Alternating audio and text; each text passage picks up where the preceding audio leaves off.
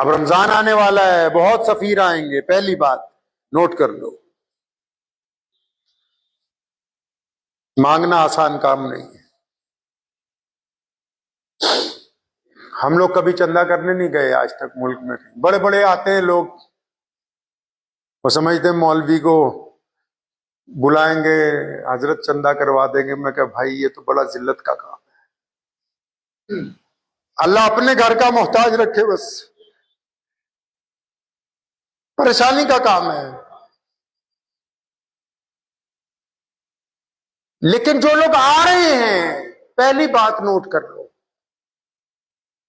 उनमें औलमा भी हैं, दीनदार लोग भी हैं, दयानतदार भी हैं, ईमानदार भी हैं। आपकी जो उनके साथ गुफ्तगू होनी चाहिए वो अदब के दायरे के अंदर होनी चाहिए, अदब के दायरे से बाहर नहीं होनी चाहिए।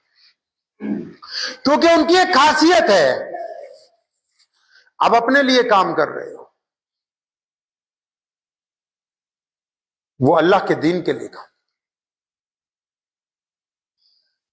अपने लिए ताना सुनना आसान है, दीन के लिए ताना सुनना।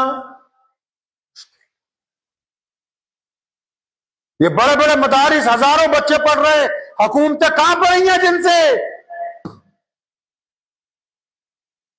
उनके छोटे छोटे मौलवी तुम्हारे पास आते हैं, 10 रुपए, 20 रुपए, 50 रुपए, और उस कतरों को इकट्ठा करके इतने बड़े इदारे तामीर करके खड़े कर दिए कि पूरी दुनिया का कुफर कांप रहा है। उनकी ईमानदारी ने, उनकी दयानतदारी। तो रमजान में इस बात का ख्याल रखना है कि जो औलमा आपके पास आए, दीनदार लोग आए, बुजुर्ग आए, उनका एहतराम करना, इकराम करना है। करेंगे इंशाअल्लाह ताला।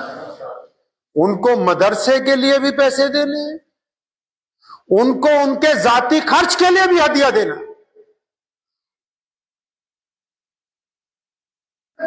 दूसरी बात मैं इसलिए कह रहा हूं क्योंकि इंसानी फितरत है।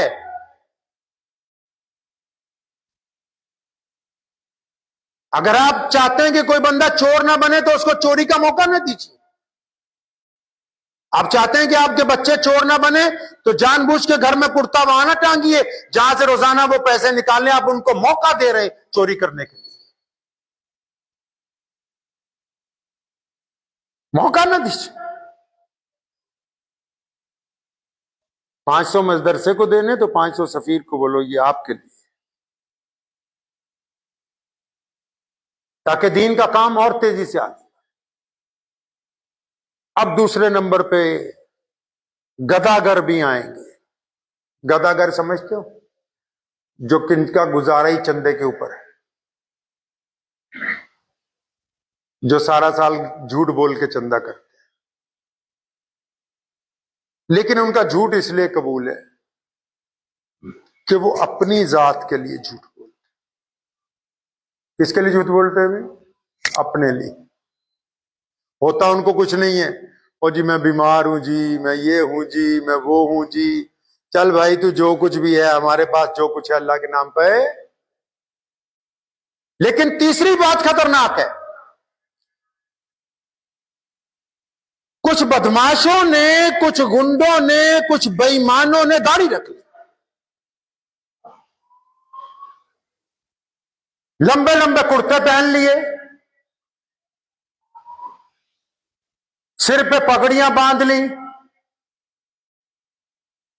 और मस्जिदों और मदरसों के नाम पर मुसलमानों की पीठ में छुरा घोंपने के लिए छुरी तैयार करके तैयार निकला है रस्ते।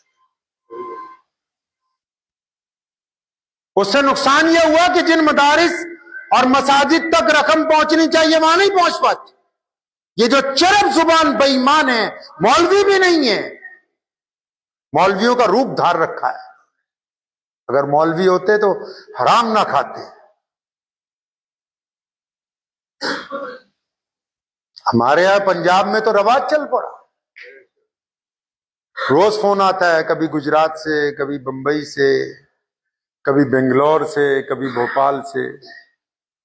कि जी फलां फलां सफीर आए हुए हैं, लंबा कुर्ता है, लंबी पगड़ी है, लंबी दाढ़ी है, 5-5 आदमी, 6-6 आदमी। तो कुछ नहीं, मस्जिदें ही बेचो कागजों में।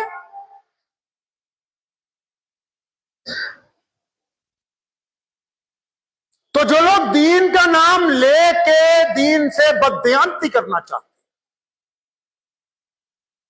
उनके बारे में इस्लाम ने कहा कि इनको नहीं बख्शना।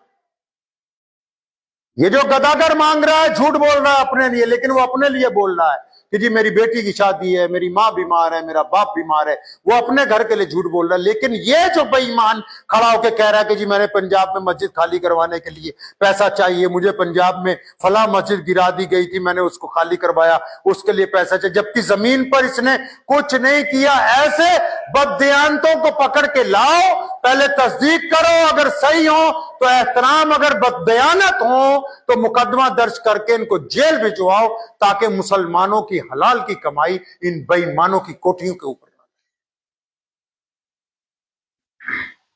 इनकी पहली पहचान ये है कि अकेले चंदा नहीं करते। जो आम मदरसे का सफीर होता है, नेक लोग होते हैं, वो एक ही बंदा जाता है कि भाई मैं फला मस्जिद से आया, मदरसे से। ये 5-5 जाते हैं। गीदड़ है ना, गीदड़ समझते हो, गीदड़ डरपोक होता है। तो ये 5-5 6-6 जाते हैं, एक को बाबा बना लेंगे कि ये वड्डा शैखुल हदीस है जी, नऊजुबिल्ला। ये 5-5 6-6 जाते हैं। बिहार में, गुजरात में, महाराष्ट्र में,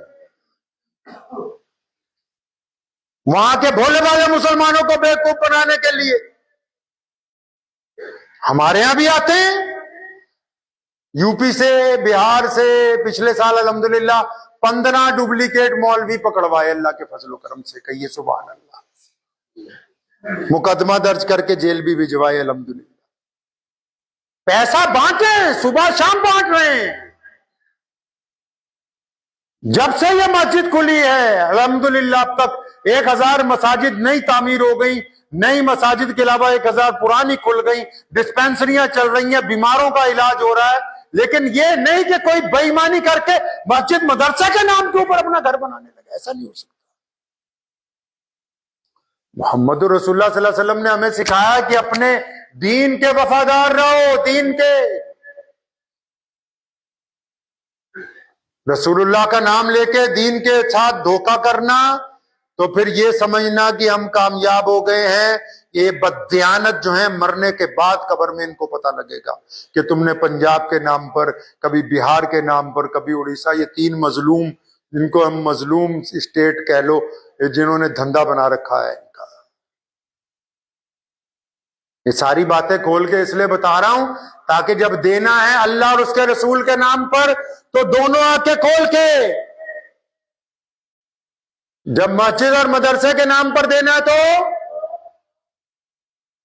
दोनों आंखें खोल के कि पैसा सही जगह जाए।